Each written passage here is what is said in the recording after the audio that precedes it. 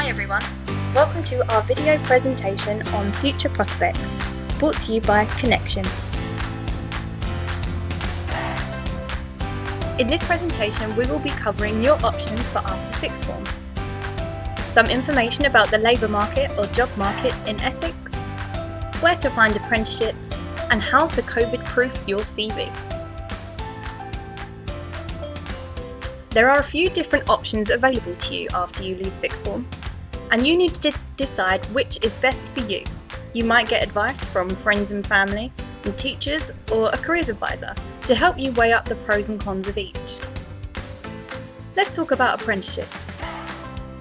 As you may already know, apprenticeships are full-time jobs with training. You would apply to an apprenticeship role directly through an employer, and they will organise your training for you. This training may be delivered remotely. You may have to attend a classroom-based training session once a week or sometimes in blocks. Apprenticeships are a way to learn on the job and gain a recognised qualification up to a master's level. And your apprenticeship role may lead to the offer of a permanent position after you have completed it. If not, you should have spent at least a year or more gaining experience, skills and a qualification which you can use to apply to your next position. All apprentices must be paid the minimum apprenticeship wage depending on the level. Some employers will pay more than this. And you can start as soon as you officially leave school. Bear in mind, however, whilst there are some pros of being an apprentice that will make you more appealing to an employer, for instance, you would be on a cheaper salary and on a fixed-term contract. But businesses do expect apprentices as an employee to be capable of doing the job, and they may not have enough work to take on an apprentice in the first place. This is the case now more than ever. Coronavirus has had an effect on apprenticeships, with some current apprentices facing redundancy and training is on hold for some. Economic slowdown is likely for a while, but how long this will last is unclear at the moment. Times are not necessarily ideal for growth in the employment of apprentices, but it will depend on the sector you are interested in, which we will talk about a bit more when we look at the labour market information. Having completed your A-levels or a BTEC at level 3, you might sidestep into an advanced apprenticeship or strive for a higher or degree apprenticeship. Remember that you can move up through these levels all the way up to master's level, level 7, and keep improving your skills. Can you guess how many people started an apprenticeship last year? The answer is B, about 400,000, with almost 700,000 continuing their apprenticeships. The number of starting apprenticeships each year has actually dropped for the last 2 years. Can you guess what percentage of apprentices starting in 2018 to 19 were teenagers? The answer is B, 25% were under the age of 19. This number might seem low, but you are competing against people with more work and life experience, as you can see by the chart. Remember the levels we showed you before?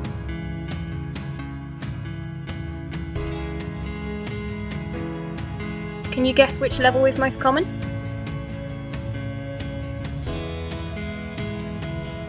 Again, the answer is B. Although certain levels might be more common in certain industry sectors. Intermediate level apprenticeships have been dropping for the last decade. On the other hand, higher and degree apprenticeship opportunities have shot up in the last few years, as there is a growing demand for a more skilled workforce. Finally, do you think that more boys or more girls start apprenticeships in general? The answer is girls. Slightly more girls start apprenticeships than boys, but this does also depend on the sector. Construction has more males than females, for instance. Skills shortages in certain industries in Essex mean that employers find it hard to recruit people with the right skills in these industries and look for young people to be apprentices so they can train them to have the right knowledge and skills that that business needs. We see these trends in engineering and healthcare nationwide, but Essex is more unique in the logistics demand due to its ports and airports. Also, finance sees a big hub in Chelmsford, as well as the ability to commute to London.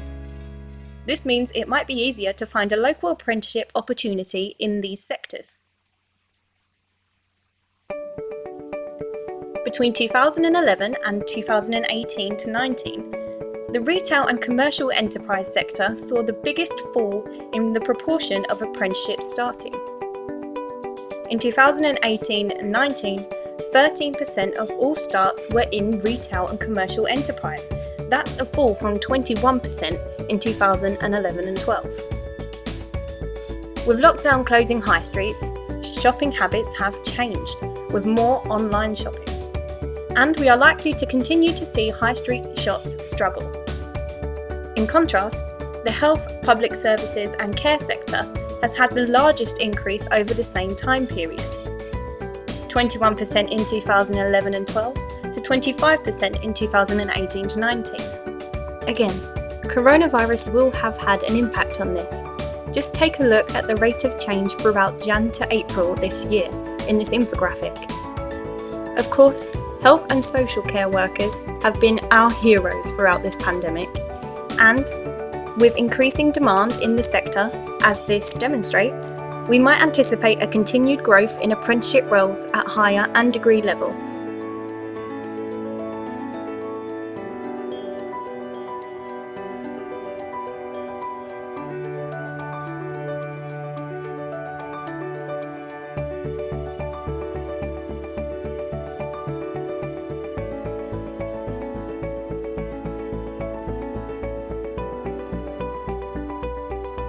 So now we've covered labour market information. Now where do we go to find these opportunities? In general, most job and apprenticeship posts are found online, but you may be offered one or hear about one whilst doing some work experience with a company. Use your networks. Who do you know through your hobbies? Or your parents' friends? Do they know any opportunities available? Seek out employers and ask for work experience and send speculative letters telling them who you are and what you're looking for.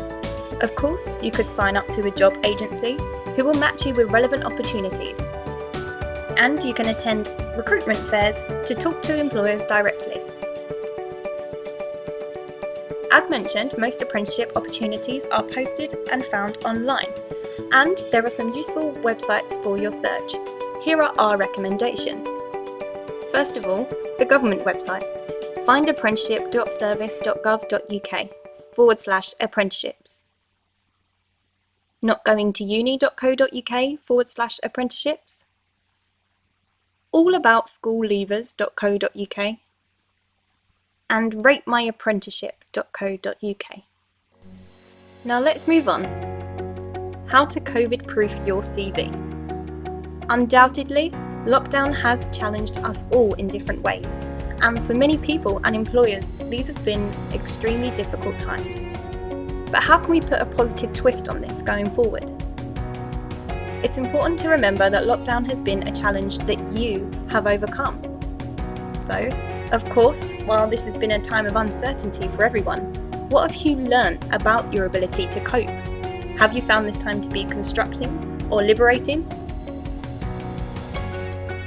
What skills have you developed that an employer might utilise in a virtual work environment?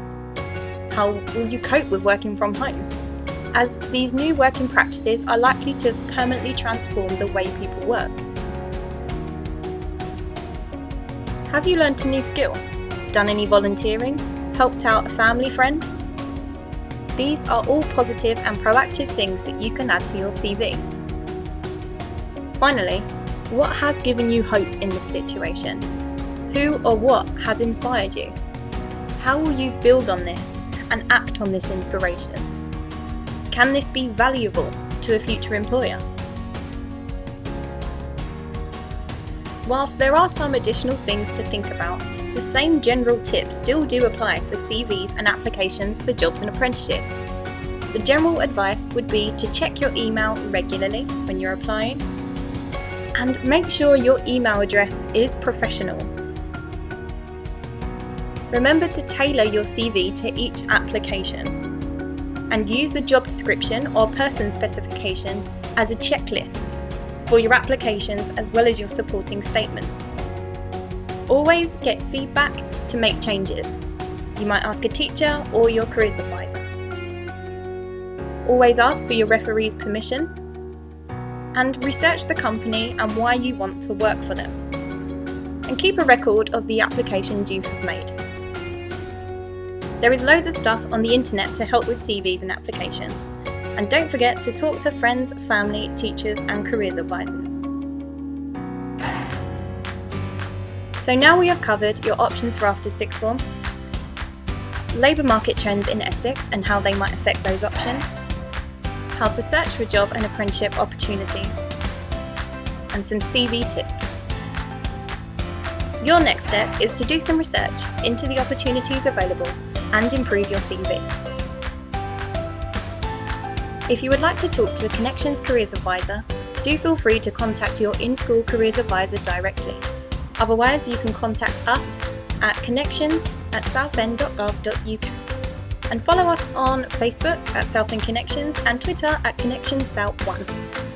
We regularly post updates and opportunities.